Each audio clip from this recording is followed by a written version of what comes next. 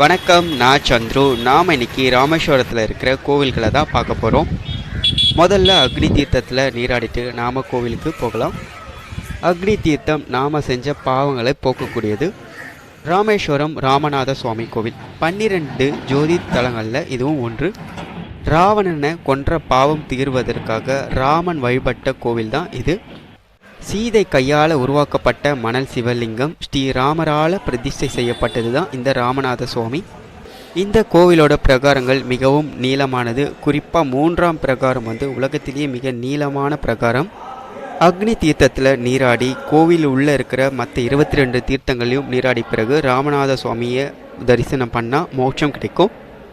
இந்த கோவிலில் இருக்கிற அம்மன் பர்வதவர்தினி 51 சக்தி பீடங்களில் இதுவும் ஒன்று.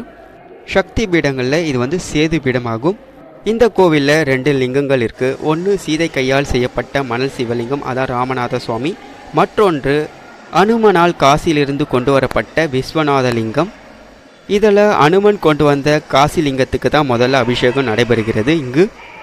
இது ஸ்ரீராமர் பாலம் கட்டும் சிற்பம் மற்றும் சமுத்திரராஜன் மீது அம்பு தொடுக்கும் காட்சி இது. இந்த ஆலயத்தில் இருக்கிற ராமநாத சுவாமிக்கு கங்கை புனித நீரால் மட்டும்தான் அபிஷேகங்கள் நடைபெறுகிறது. இங்கு இருக்கிற இரட்டை விநாயகர்கள் குழந்தை வரம் செல்வ செழிப்பை தரக்கூடியவர்களாக விளங்குகிறார்கள்.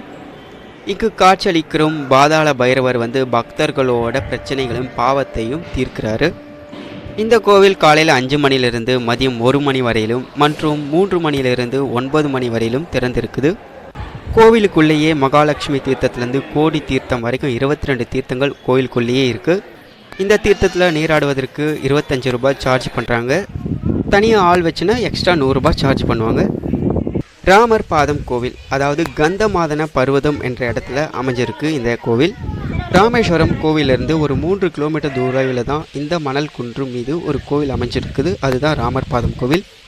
ஸ்ரீராமர் சீதாவை மீட்பதற்காக கடலை கடந்து போகிறதுக்கு முன்னாடி இங்குள்ள மணல் குன்றில் தான் தங்கியிருக்காரு. இங்கிருந்து தான் ராமர் பாலம் அமைப்பது தொடர்பாக ஆலோசனை நடத்தியதாகவும் கூறப்படுது. இந்த கோவில் 2 அடுக்குகளை கொண்டது. முதல் அடுக்கில் ஸ்ரீராமரோட பிரதிஷ்டை செய்யப்பட்ட பாதங்கள் வச்சு வழிபாடு நடத்தப்படுது. 2வது அடுக்கில் ஒரு ஹால் மட்டும்தான் இருக்குது. அதுவும் பார்க்க ரொம்ப அழகாக இருக்கும். நாம் மேல் தளத்தில் நின்று கொண்டு முழு ராமேஸ்வரத்தையும் நம்மளால் பார்க்க முடியும். இங்கேருந்து ராமநாத சுவாமியை தரிசிக்கவும் செய்யலாம் கோவிலை.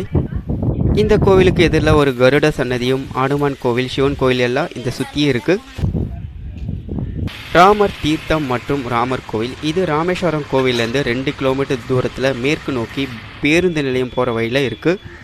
இந்த தீர்த்தத்தில் நீராடினா சகல விதமான விருப்பங்களை பூர்த்தி செய்யக்கூடியதும் பாவங்களை நீக்கும் என்றும் நம்பப்படுது.